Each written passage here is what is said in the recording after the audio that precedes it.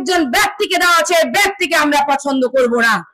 কারণ এই ব্যক্তি আমার সংসার ধ্বংস করে দিয়েছে, এই ব্যক্তির জন্য আমার স্বামীর পা হারিয়েছে, আমার বাবাকে খুন করতে গিয়েছিল। থেকে মনোনয়ন পাওয়ার পর থেকে বিএনপির জন্য কি কাজ করেছি আপনারা তো জানেন, এবং ইতিপূর্বে 2003 থেকে করেছি। আমি কিন্তু আপনাদের সন্তান, এখানে আমার মাটি মা সবাই জড়িত। তাই একটা কথা বলতে চাই, ধানের শীষ যেখানে আমরা আছি সেখানে কিন্তু একজন ব্যক্তিকে দেওয়া আছে, ব্যক্তিকে আমরা পছন্দ করব না।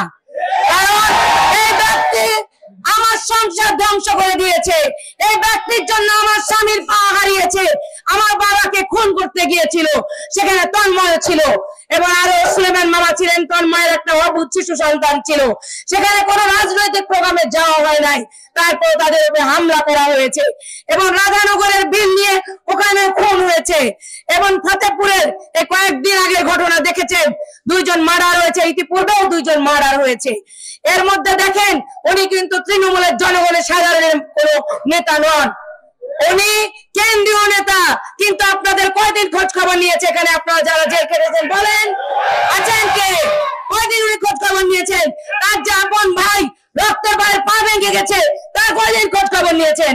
আমি নিজে তার ভাইয়ের ওয়াইফ হয়ে যে পরিমাণ ত্যাগ সংগ্রাম আন্দোলনে ভূমিকা রেখেছি, রাস্তায় রাজপথে সারা বাংলাদেশে যেখানে যেখানে প্রয়োজন হয়েছে উনি কি করেছেন? সারা বাংলাদেশের মানুষের জন্য, বিএনপির জন্য কি করেছেন? এখানে যারা নেতাকর্মী ছিলেন তাদের জন্য উনি কি করেছেন? কোন খোঁজ খবর রেখেছেন? আপনারা বলেন, কার খোঁজ খবর রেখেছে? ছাত্র দল, যুব দল, স্বেচ্ছাসেবক দল, তারা কোনো খোঁজ খবর রেখেছেন? পৌরসভার নির্বাচনে আমাকে পরাজিত করে আমাকে পরাজিত করার লক্ষ্যে উনি ইভিএম কন্ট্রাক্ট করেছেন, উনি আওয়ামী লীগের প্রার্থীকে নৌকাকে জিতিয়েছেন, আবারও উনি স্বতন্ত্র প্রার্থী দাঁড় করিয়েছেন, কেউ দাঁড়াতে চাইছিল না, তারপর জোর করে অর্থ দিয়ে দাঁড় করিয়েছেন। আমার মনোনয়ন না হোক এজন্য কত অনেক পরিমাণ টাকা খরচ করেছেন।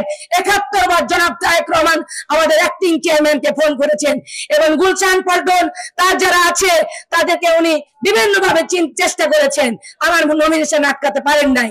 এখন আমরা যারা মনোনয়ন প্রত্যাশী আছি, সবার থেকে আমি বয়সে ছোট, আমার একটাই কথা, একটাই দাবি, উনি ব্যক্তি ছাড়া ধানের শীষ আমার রক্তে ধানের শীষ মিশে আছে। আমি ধানের শীষের জন্য জীবন দিতে পারি।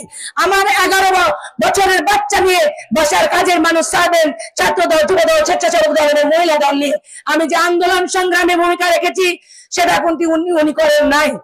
উনার জন্য আমার কোন ধরনের ত্যাগ তিতিক্ষা অবদানের কমতি ছিল না, কিন্তু উনি আমার জন্য কিছুই করেন নাই, আমাদের পরিবারের জন্য কিছুই করেন নাই। উনি নাচল ভোলাহাট গোমস্তাপুরের অরিজিনাল বিএনপির নেতাকে চিনেন নাই, না হলে আজকে 16 জন মনোনয়ন প্রত্যাশী থাকতেন না, 2-3 জন হয়তো থাকতেন। যারা মনোনয়ন তুলেছিলেন, তারেক মেয়র চাচা এখন এমপি মনোনয়ন প্রত্যাশী, আব্দুল সালাম তুহিন ভাই এখন মনোনয়ন প্রত্যাশী, এবং আমার বাবা এম মজিদুল হক, হয়তো এই 2-3 জনই থাকতেন, তাছাড়া অন্যরা থাকতেন না। একমাত্র উনার জন্য আজকে 16 জন ক্যান্ডিডেট হয়েছে। আমি কেন ক্যান্ডিডেট হব? আপনারা বলেন, আমি কেন ক্যান্ডিডেট হব? নিশ্চয় আমি অবমূল্যায়িত হয়েছি, আমি একজন নারী, আমাকে কিভাবে সে ছেড়ে করার চেষ্টা করেছে, আমার স্বামীকে মার্ডার করার জন্য সে টাকা দিয়েছে, আমাদের কাছে সব জানা আছে। সুতরাং আমরা একই সাথে ঐক্যবদ্ধ, উনি ব্যক্তিটা ছাড়া জনাব তারেক রহমানের সিদ্ধান্ত মানতে আমার কোনো আপত্তি নাই। এখানে আমি কথা দিলাম, এখানে যারা মনোনয়ন প্রত্যাশী আমার সাথে আছেন তাদের মধ্য থেকে যোগ্য ব্যক্তিকে যে কাউকে দিবে আমি তাকে মেনে নিব, ওনাকে মেনে নিব না। ব্যক্তি আমিনুল হাজিকে আমরা মেনে নিব না। ব্যক্তি আমিনুল হাজি আমাদের ক্ষতি করেছে, দলের ক্ষতি করেছে, আপেল ইগল পাখির ভোট করেছে। সুতরাং উনি আওয়ামী লীগের দোসর, উনি ফ্যাসিস্ট আওয়ামী লীগের মাকে। আমাদের অ্যাক্টিং চেয়ারম্যানের উদ্দেশ্যে একটা কথাই বলতে চাই, জনাব তারেক রহমান ভাইয়া, আপনি আমাদেরকে কমিটি দিয়েছিলেন, আপনার নির্দেশে আমরা কাজ করেছি। আমি একজন নারী হয়ে এত আন্দোলন সংগ্রামে ভূমিকা রেখেছি, তাহলে আজকে আমার মূল্যায়নটা আপনি কোথায় করলেন? আরো যারা রাস্তায় ছিলেন, যারা নেতারা কাজ করেছেন দলের জন্য, তাদের মূল্যায়ন কোথায় আপনি মূল্যায়ন দিলেন? আমি আপনার কাছে প্রশ্ন রাখতে চাই, যারা আমাদের গণতন্ত্রের মা আপসীর নেত্রী বেগম খালেদা জিয়াকে 3.5 বছর এক্সট্রা জেল খাটিয়েছেন, তাদেরকে কিভাবে মনোনীত করা হয়? এটাই আমার প্রশ্ন। কারণ তারা কিভাবে মনোনয়ন পায়? যারা আপনি বলেছিলেন মাঠের সংগ্রামী ত্যাগী নির্যাতিত মানুষদের মধ্য থেকেই মনোনীত করা হবে, কিন্তু কথার সাথে আমরা কাজের মিল পেলাম না। আমরা এই ব্যক্তিকে পছন্দ করি না, আমরা ধানের শীষকে ভোট দিব, কিন্তু এই ব্যক্তি ছাড়া। এই জন্য বলতে চাই, আপনারা সবাই ঐক্যবদ্ধ হন, আপনারা সবাই ঐক্যবদ্ধ হন।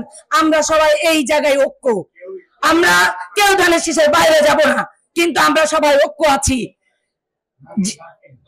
এখন আরেকটা শেষ কথা, সেটা হচ্ছে আমার সাথে আরো দুইজন আছেন সম্মানিত মনোনয়ন প্রত্যাশী, ওনারাও বলবেন ওনাদের যা মনে ক্ষোভ। আমি আশা করছি ওনারাও সত্যটা প্রকাশ করবেন, যে ওনারাও সত্যটা প্রকাশ করবেন।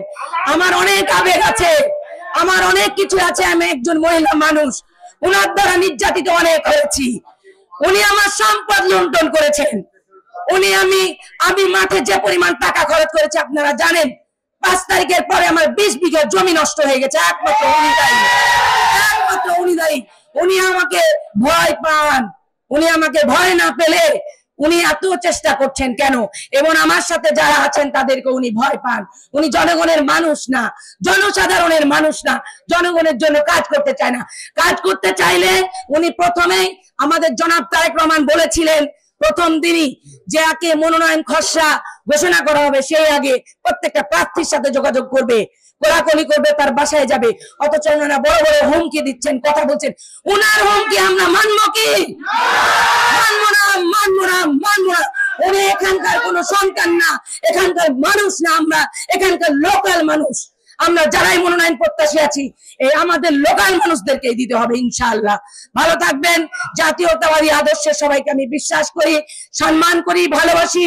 আপনারা আমার জন্য দোয়া করবেন, আমাদের সাথে যারা প্রার্থী আছে সবার জন্য দোয়া করবেন, এবং সবাই ঐক্য থাকবেন। আমরা ধানের শীষের বাইরে নই, বারবার বলছি আমরা ধানের শীষেরই মানুষ।